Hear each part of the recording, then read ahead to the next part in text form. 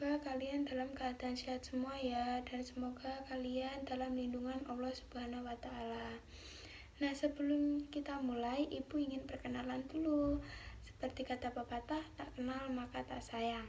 Perkenalkan, nama saya Nabila Rizkita Agustirin.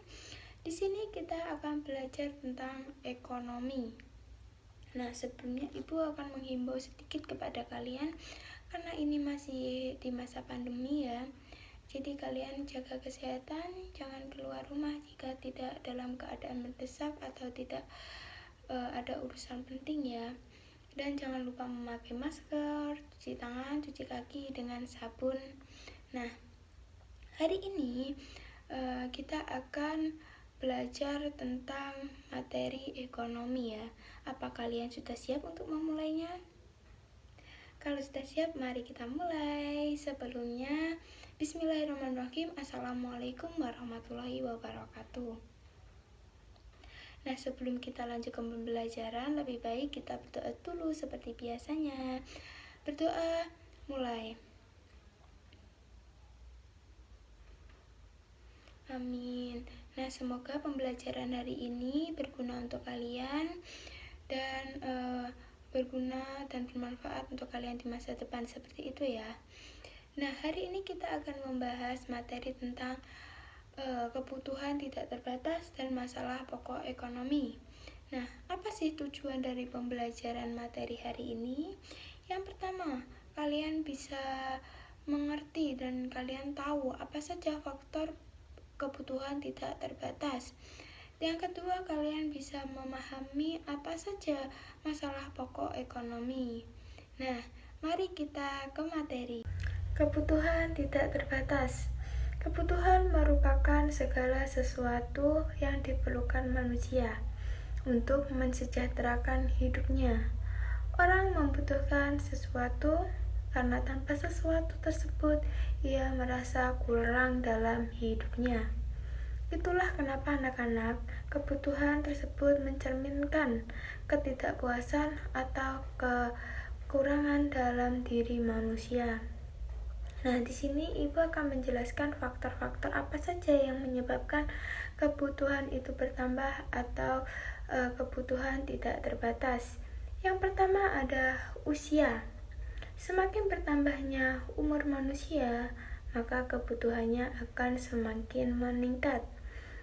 Contohnya saja ketika kalian masih bayi, mungkin hanya membutuhkan susu dan popok. Tetapi saat kalian semakin besar, kebutuhannya akan semakin bertambah.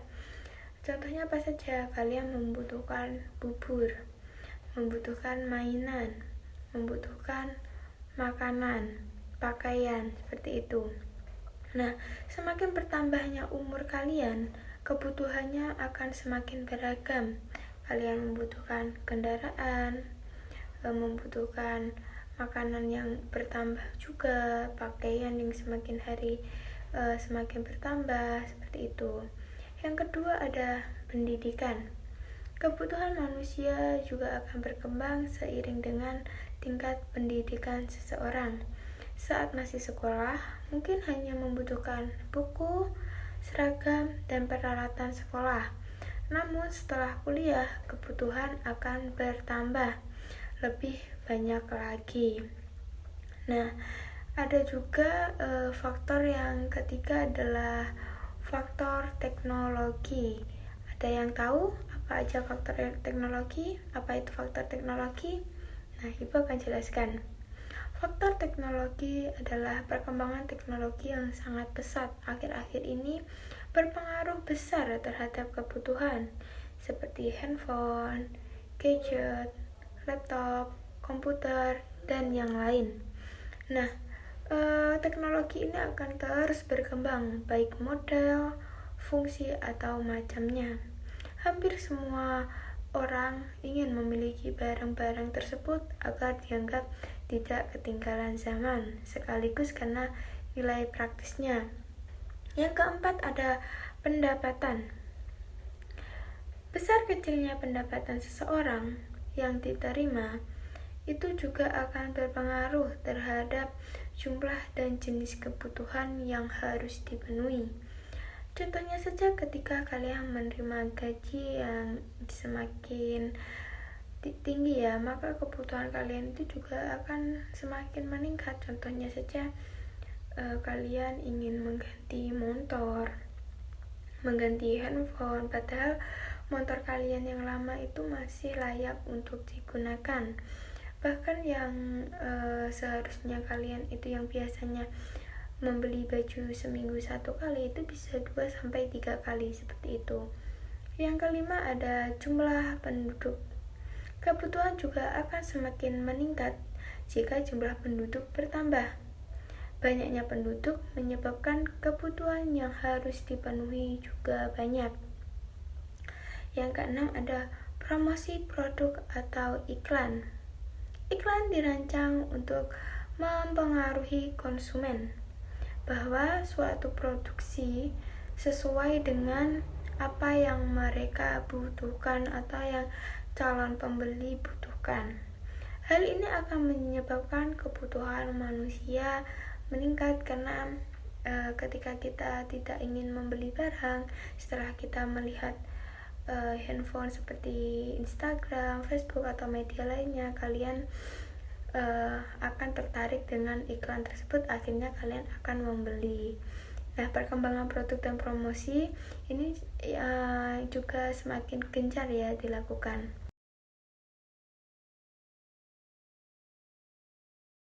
Itu tadi penjelasan materi yang pertama. Sekarang kita lanjut materi kedua, yaitu masalah pokok ekonomi. Nah, apa saja sih masalah pokok ekonomi? Nah, dalam kegiatan pembelajaran ini kalian akan belajar tentang permasalahan pokok ekonomi klasik dan permasalahan pokok ekonomi modern. Jadi masalah pokok ekonomi itu dibagi menjadi 2, masalah pokok ekonomi klasik dan masalah pokok ekonomi modern.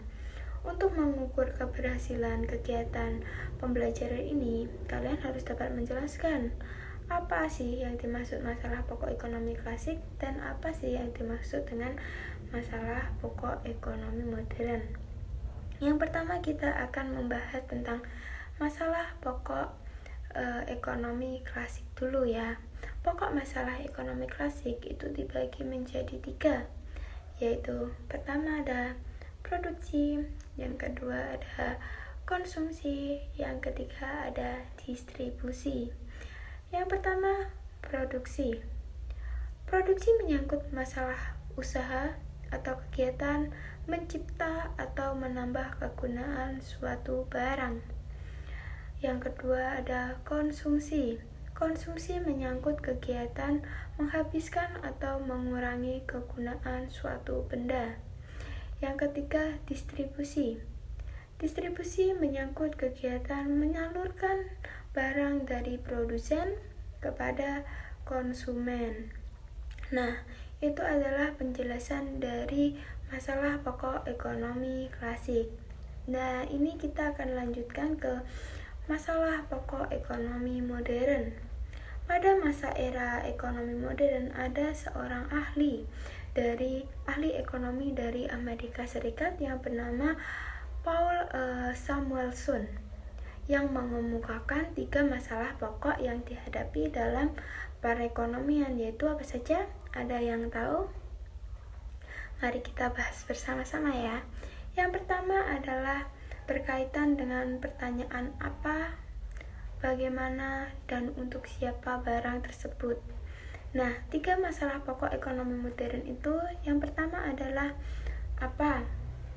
Nah, kita akan bahas di sini adalah apa dan berapa. Pertanyaan apa dan berapa ini mewakili pertanyaan-pertanyaan yang dibutuhkan dalam memenuhi kebutuhan, seperti komoditas apa yang harus diproduksi dan berapa banyak komoditas tersebut diproduksi.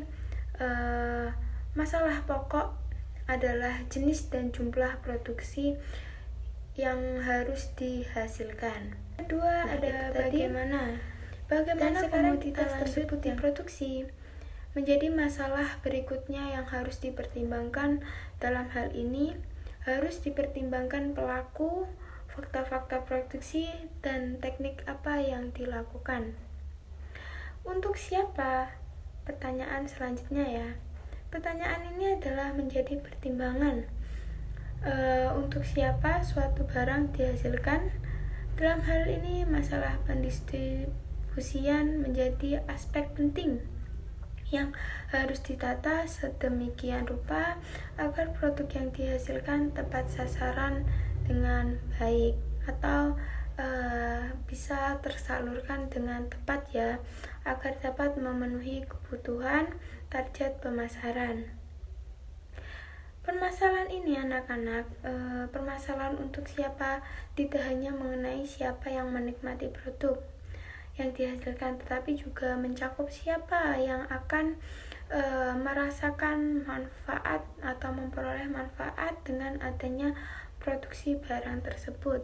Contohnya apa? Ketika produksi barang ini melalui online, maka yang akan ikut menikmati hasilnya adalah jasa kurir. Dan yang ada di perusahaan itu contohnya pegawai yang menerima gaji, pemilik saham atau pemilik tanah, dan juga pemilik bahan baku. Jadi materi yang kita pelajari hari ini, sekarang Ibu akan memberikan kesimpulan. Kesimpulannya adalah faktor-faktor yang mempengaruhi itu seperti pendidikan, pendapatan, teknologi, jumlah penduduk, iklan, dan promosi. Kesimpulan yang kedua adalah masalah pokok ekonomi tadi dibagi menjadi dua, yaitu masalah ekonomi klasik dan masalah ekonomi sudah selesai. Modern. Mari kita baca hamdalah bersama-sama. Alhamdulillahirabbil alamin. Nah, karena Ibu sudah memberi materi ke kalian, jadi tugas kalian adalah menyimak dan mempelajari dari awal sampai akhir video ya, karena di setiap video itu ada pertanyaan. Ibu memasukkan slide agar kalian bisa menjawabnya. Untuk jawabannya bisa kalian kirim melalui grup yang sudah ada di WA. Nah, minggu lalu kan sudah membentuk kelompok ya, jadi pertanyaan itu adalah tugas kelompok. Dan Ibu sarankan buat kalian, meskipun kalian sekarang tidak belajar ke sekolah langsung ya, hari ini kita belajar seperti biasa melalui online, tapi Ibu berharap kalian tetap semangat dan ingat majada wajada. Jika kalian bersungguh-sungguh, pasti kalian akan menikmati hasil yang bagus. Sekian pembelajaran dari Ibu. Terima kasih sudah meluangkan waktunya. Ada kurang lebihnya mohon maaf. Wassalamualaikum warahmatullahi wabarakatuh. Dadah anak-anak.